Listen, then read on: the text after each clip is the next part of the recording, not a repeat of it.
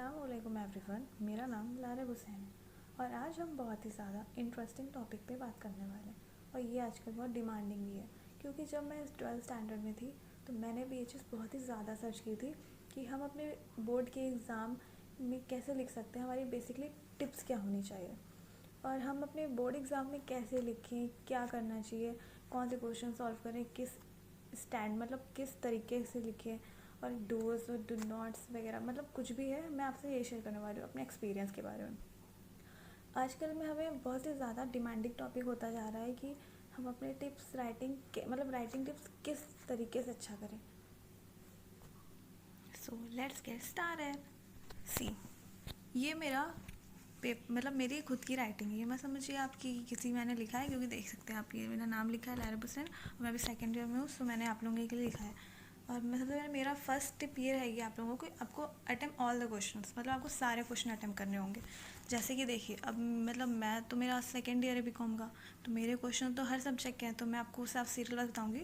तो मतलब मेरा फर्स्ट क्वेश्चन ये है, management universal cutline nature scope जो भी है। तो अब जैसे हम वो तो सिंपल सबके डेफिनेशन तो हर कोई लिख लेता है। बेसिकली मुझे ये आपसे शेयर करना था कि आप अपने पॉइंट्स कैसे लिखें और उसको हाईलाइट कैसे करें। अगर आप बिजनेस स्टडीज़ का लिख रहे हैं तो कितने ज़्यादा पॉइंट्स हमें लिखने पड़ते हैं, तो हमें इसलिए सबसे पहले हमें अपना ये हाईलाइट करना पड़ेगा जो हमारा मेन मीनिंग वो होता है टॉपिक। उसके बाद उसके अंदर हमें पॉइंट्स तो ज़्यादा ही पता है आपको कितने ज़्यादा बीएसटी में लिखने पड़ते हैं। तो first, second, third, fourth, fifth, उसके बाद हमारा स्कोप आता है। मतलब आपके जैसा क्वेश्चन उस पर डिपेंड करता है। अब मेरा जिस टाइप का है मैं आपको समझा रही हूँ। तो फिर स्कोप के अंदर भी हमारे उसी टाइप से लिखना पड़ता है जैसे हमारे पॉइंट्स हो गए, ठीक है।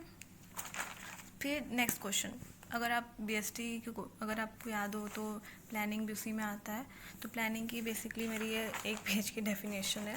फिर इसके मेन इंपॉर्टेंस आता है। इंपॉर्टेंस को मैंने थोड़ा सा हाईलाइट किया है बिकॉज ये आप सबको भी पता है कितना ज़रूरी होता है। उसके अंदर फिर हमें 1-2 पॉइंट्स मैंने ब्लैक से यूज़ किए हैं। अगर आप भी लिखेंगे थोड़ा अट्रैक्टिव भी लगेगा और अच्छा भी लगेगा, तो उससे थोड़ा टीचर्स को भी लगा कि हाँ स्टूडेंट्स को आता है और हमें मार्क्स अच्छे देने हैं। अगर आप सिर्फ ब्लू ब्लू से लिख देंगे तो बिल्कुल आपको मार्क्स नहीं अच्छे मिलेंगे और आपकी बिल्कुल भी राइटिंग अट्रैक्टिव नहीं लगेगी। सो इसके ऑब्जेक्टिव्स तो प्लानिंग तो हो गए। नेक्स्ट हमारा एंटरप्रेन्योरशिप। अब ये आपके भले ही नहीं होगा बट आपके ग्रेजुएशन में ये सब्जेक्ट आता है, तो उसके लिए भी मैंने वही सेम कैरेक्टरिस्टिक्स लिखे हैं। फिर उसके भी इसमें भी देखिए मैंने पूरे डेफिनेशन अच्छे से पूरे हाईलाइट किए हुए हैं। तो आप ये सब बस आपको इसलिए दिखाना चाहती हूँ कि आपको भी थोड़ा ध्यान रहे, आप भी अपने बोर्ड एग्ज़ाम में गलती ना करें, क्योंकि हम ये चीज़ बहुत ज़्यादा सर्च हाँ अच्छा, अगर आपको डिफरेंस आता है तो हाँ आता ही आता है, अकाउंट्स में भी आता है और बीएसटी में भी आता है। तो अगर आपको डिफरेंस आता है आपका तो आप अच्छे से करना, प्लीज़ अच्छे से करना, क्योंकि मेरी ये गलती हुई थी। मैंने भी अच्छे से किया था बट मैंने थोड़ा हाईलाइट कम किया था। तो ये फर्स्ट सेकंड टू सिक्स हो गया अच्छे से। मतलब यहाँ बेसिक तो आपको पता ही है कैसे करते हैं पूरा, फिर बेस करके अलग से। फिर मेरा तो एंटरप्रेन्योर और इंट्राप्रेन्योर पे डिफरेंस था, तो मैंने इस बेस पे किया था।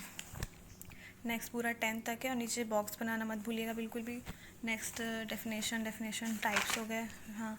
फिर इंग्लिश का हो गया, ये तो आपको पता ही होगा, रिपोर्ट राइटिंग एंड ये सब तो कॉमन सी चीज़ आपको आती है।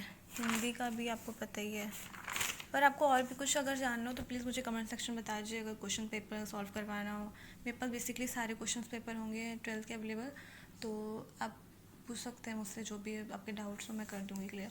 नेक्स्ट हमारा स्टैटिस्टिक्स। मुझे यही ज़्यादा आपको बताना था क्योंकि मेन गलती बच्चे स्टैटिस्टिक्स में करते हैं, क्योंकि बाकी सब्जेक्ट तो सबको थोड़ा बहुत पता ही होता है, फिर आप सर्च कर सकते हैं वीडियो पे आपको निकाल लेंगे, बट आपको स्टैटिस्टिक्स पे थोड़ा ध्यान देना पड़ेगा। इसमें मुझे ये बताना था कि अब भाई 12th के स्टूडेंट हैं अगर, तो बेसिकली सिर्फ मतलब मेंस बात है, आपका मीन मीडियन मोड मेथड तो सब में आता ही है, step division method, shortcut method and direct method सब में आता है। तो आप सॉल्व प्लीज़ थोड़ा अच्छे से करें, क्लियरिटी से करें, क्योंकि टीचर्स वहाँ ज़्यादातर लिख देते हैं आपने क्लियर नहीं किया है।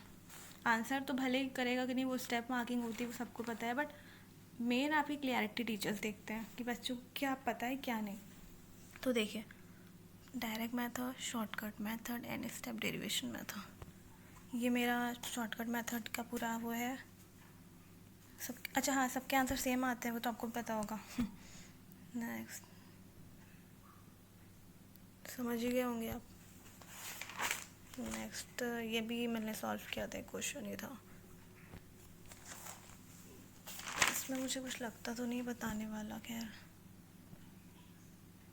ये मतलब ये भी आपका अकाउंट्स का टाइप का क्वेश्चन ही है, आपके अकाउंट्स में आता है ना वो क्वेश्चन, उसी टाइप का ही है, कॉन्ट्रैक्ट कॉस्टिंग अकाउंटिंग वगैरह। वर्किंग नोट, हाँ वर्किंग नोट भी काफ़ी इंपॉर्टेंट होती है हमारे 12th स्टैंडर्ड में, सब आपको भी सब पता होगा। ये बैलेंस शीट, उफ बैलेंस शीट पीछा नहीं छोड़ती बैलेंस शीट।